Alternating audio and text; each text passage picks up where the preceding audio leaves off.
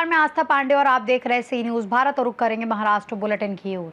Maharashtra bulletin में बात होगी बुल्ढाड़ा की, जहां डीजल की कमी के कारण ट्रैक्टर को बैलगाड़ी से खींचकर लाया गया पेट्रोल पंप पर। साथ ही बात होगी पुणे की, जहां बारामती में सुरक्षा मजबूत 57 सीसीटीवी कैमरे लगाए गए। ऐसी खबरों पर विस्तार से करेंगे चर्चा।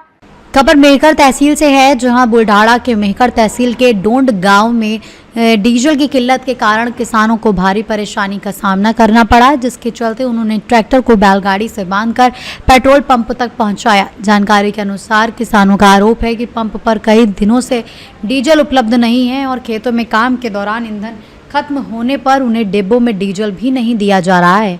इस स्थिति में किसान विनय कराव टाले सहित अन्य ग्रामीणों ने गांव में ही टैंकर से डीजल आपूर्ति की मांग की है। वहीं पंप संचालक का कहना है कि नियमों के तहत डिब्बों में डीजल देने पर स्टॉकिंग और ब्लैक मार्केटिंग का खतरा रहता है, इसलिए सीमित मात्रा में ही ईंधन दिया जा सकता है। किसानों की इस परेशानी ने ग्रामीण क्षेत्रों में ईंधन आपूर्ति व्यवस्था पर सवाल खड़े कर दिए हैं। हे कॅनमध्ये देत नाही, त्यामुळे शेतकऱ्यांना ट्रॅक्टर बांधून या ठिकाणी आणावे लागते। यावर आपलं काय मत आहे पेट्रोल पंप चालक या नात्याने? मी पेट्रोल पंप चालक या नात्याने सांगतो की शासनाचा निर्णय आहे की बॉटलमध्ये आणि कॅनीमध्ये देऊ नका। तर आम्ही शासनाच्या पत्रानुसार आम्हाला जे पत्र आले त्यानुसार आम्ही चालतो आहे। मागे मीटिंग झालेली आहे, त्या मीटिंगमध्येही आमदार साहेबांनी सांगितलं आहे, खरात साहेबांनी, की बा कॅनीमध्ये तुम्ही थोडंफार कॅनीमध्ये द्या, पण थोडंफार कॅनीमध्ये दिल्यानंतर इथं भांडणं होतात, म्हणून आम्ही शासनाचा जे निर्णय आहे ते त्या निर्णयाच्या हिशोबाने चालू लागलो।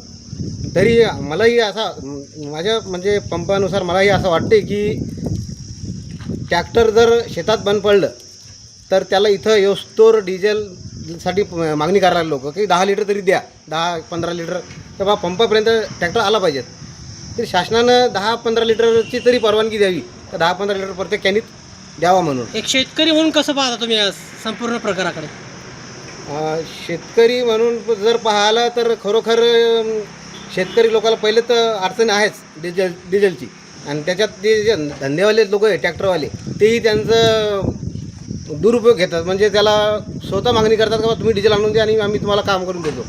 तुमच्या असं निदर्शन आलं की मागचा जो स्टॉक होता त्यापेक्षा या 2 महिन्यात जास्त माल विकला गेला, किंवा याचा काळा बाजार होता असं काय वाटतं का? बिलकुल बिलकुल सर, काळा बाजार होत आहे, जास्त माल विकला गेलेला आहे आणि खूप लोकांनी जे खरोखर ज्याला गरज आहे त्यांना कमी केलं, पण ज्याला गरज नाही, जे धंद्यावाले लोक आहेत त्यांना जास्त स्टॉक केलं असं तरी आम्हाला वाटते। टंचाई नाहीये, मग आपण ट्रॅक्टरला डिझेल आपल्याला मिळते का? डिझेल पंपावर डिझेल कॅनी डिझेल मिळत नाही आणि 3-3 दिवस एका पंपावर टँकर त्या ठिकाणी येत नाही। कुठं नंबर लावायला गेलं कॅनीचा, मागच्या सुरुवातीला कॅनी डिझेल दिलं तर नंबर येईपर्यंत कॅनीचा नंबर संपून गेले, 2 वाजेपर्यंत शेतकरी इथं चांगला ते शेतकरी या नात्याने आपली शासनाकडे काय मागणी आहे? मग आमची मागणी आहे, तुमचा जो टँकर आहे तो छोटे त्या ठिकाणी ते प्रत्येक खेड्यात आम्हाला ते ट्रॅक्टरसाठी पोहोचवा शेतकऱ्याच्या।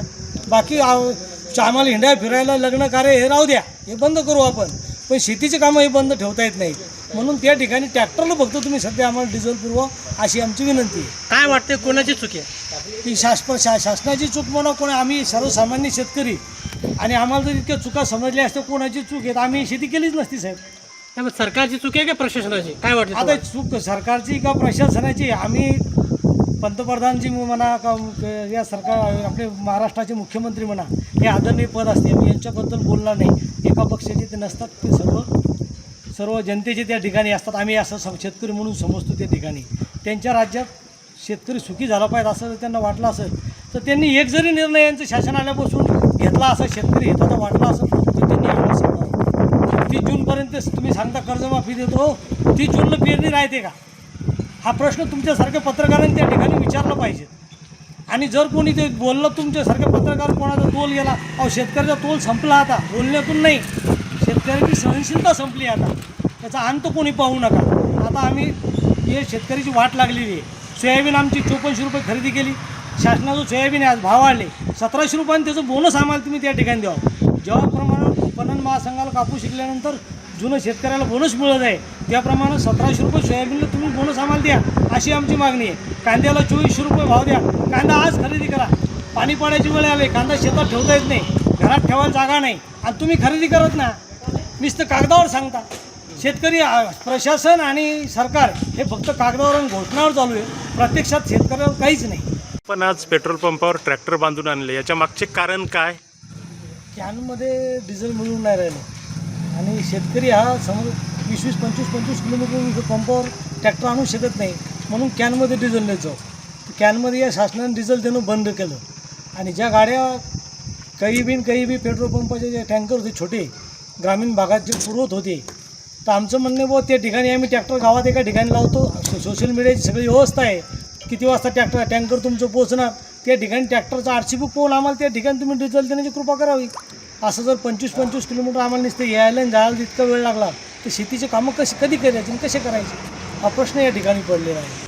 बुल्ढाड़ा से सी न्यूज संवाददाता संदीप की रिपोर्ट। खबर पुणे से है, जहां बारामती में नागरिक सुरक्षा को मजबूत करने के लिए बारामती ग्रामीण पुलिस स्टेशन और विभिन्न कंपनियों के संयुक्त प्रयास से MIDC तांदुलवाड़ी बौद्ध विहार और काटेवाड़ी क्षेत्र में 57 CCTV कैमरे लगाए गए हैं, जिस पर लगभग 8.70 लाख खर्च किए गए हैं। पुलिस निरीक्षक चंद्रशेखर यादव की पहल पर शुरू हुए इस प्रोजेक्ट का शुभारंभ स्थानीय गणमान्य लोगों की उपस्थिति में किया गया, जिसमें उद्योगपति, सामाजिक कार्यकर्ता और जनप्रतिनिधि शामिल रहे। इन कैमरों से अपराध नियंत्रण, संदिग्ध गतिविधियों की निगरानी, यातायात व्यवस्था सुधार और आपात स्थिति में त्वरित मदद मिलने में सहायता मिलेगी। पुलिस प्रशासन ने सहयोग करने वाली संस्थाओं का आभार जताते हुए कहा कि इससे क्षेत्र में सुरक्षा व्यवस्था और मजबूत होगी। पुणे से सी न्यूज संवाददाता प्रभव चंद्रकांत काले की रिपोर्ट। फिलहाल इस बुलेटिन में बस इतना ही। बाकी देश और दुनिया की तमाम बड़ी खबरों के लिए बने रहिए सी न्यूज भारत के साथ।